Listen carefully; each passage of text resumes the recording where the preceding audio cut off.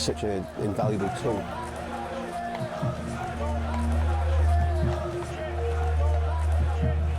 I was involved in the riots in Tottenham a couple of years ago.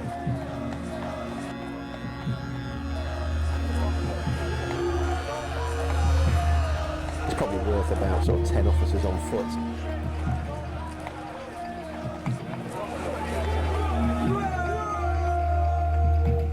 It's the job that we all decide to do for the better of the public.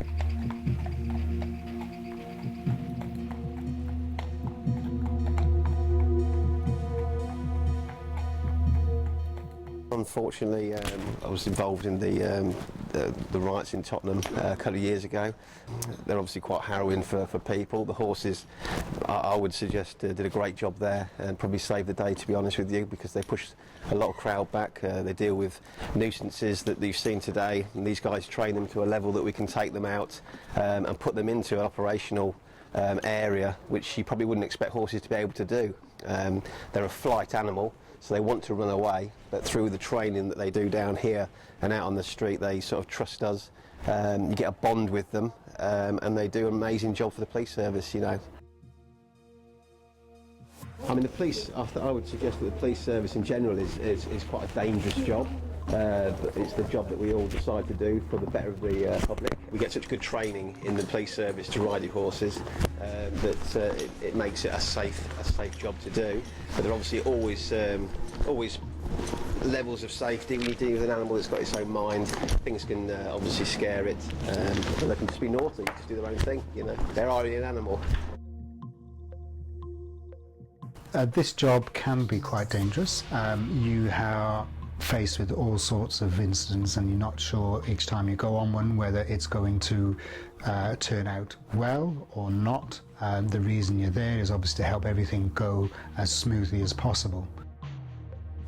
Yes, you do get people, but you very rarely will find someone that isn't overly cautious of a horse moving towards them. So they're a great tool for just stopping violence before it even happens. A human think I could probably get away with something, but with a horse they think to themselves, that's quite a large animal. It's quite it's a use of force, because it's, you're looking at half a ton of animal. That's just a great tool for the police service to have, and we don't actually have to get involved. Just being there, your mere presence can quell a fight or any sort of public order event. These things are just a great tool for the police service.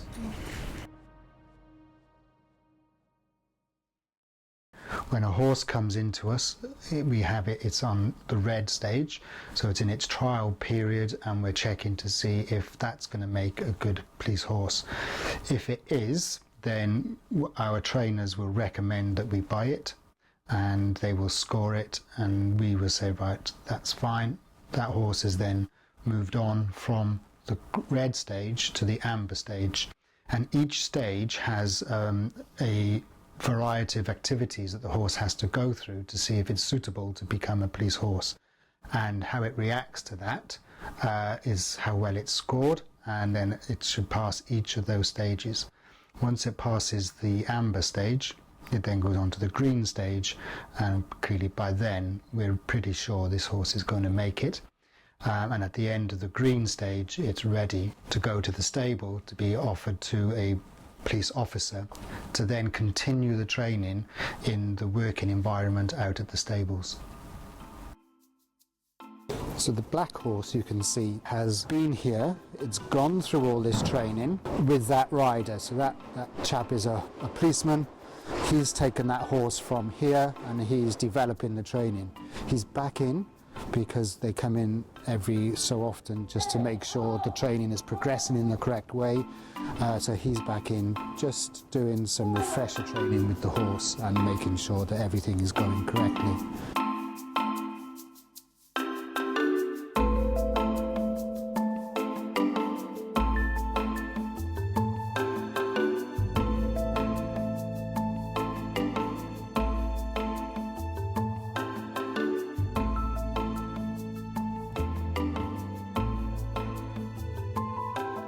What you've got here, this is young horse training, and we call it remount training. All the riders we've got here, apart from the one on the black horse, are police staff, so they're not police officers, they're horse trainers, and they They're the ones that get the horses when we first buy them and then start this training.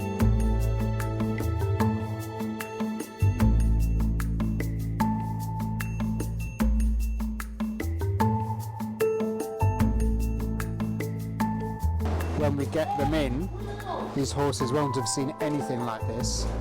Nuisances that they're going to experience on the street. You can see some flag waving going on, which they would see at football matches and demonstrations and things like that that they would be deployed to. In the wild, things that they would generally move away from because it's unnatural for them. So this is a gradual introduction and sort of a desensitization, if you like, so that they accept it a lot more when they're on the streets. They deliver it to a point where they can then pass the horse on to a police officer out on the streets of London, and then that's where the training will continue.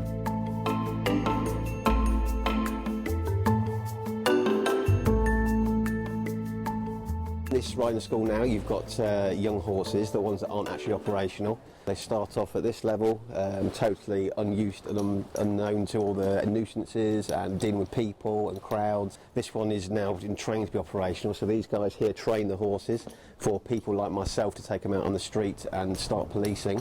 Once they've been signed off as operational from these guys, they come to me, I train them on the street, and then it'll be passed on to an officer who's in a lower level of training, so he can do his normal police work on them. Then they come to me, they step a level up, then after that they go to a normal sort of a police officer to do his daily work, and that's the sort of levels they go through. But it can take quite a while, you know, it can take maybe a couple of years. Here in this lesson, the young mounted branch officers are joining the mounted branch. It tests their development and their ability to control a horse while it's moving the most dynamically it's ever going to move. All 4 feet are off the ground, any one point when they're going over the jump, and it's all about the control and being able to guide the horse in this very sort of strong dynamic movement that the horse is making.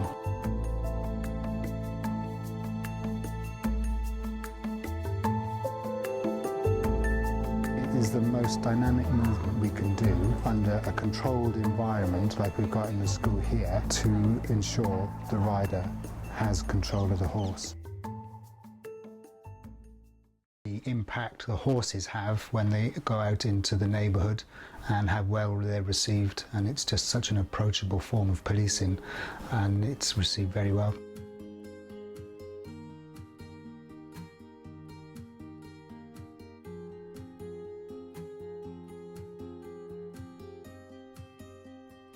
I mean, when I started years ago, we had something like 210 horses, but we've gone through cuts and scrutinies.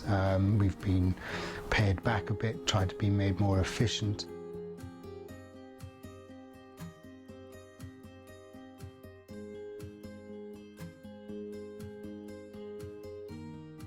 With the mounted branch as it stands now, we have our goal, and it always varies very slightly because you have horses retiring all the time and new horses being brought in, but 110 is our optimum level, so that's what we say we would have.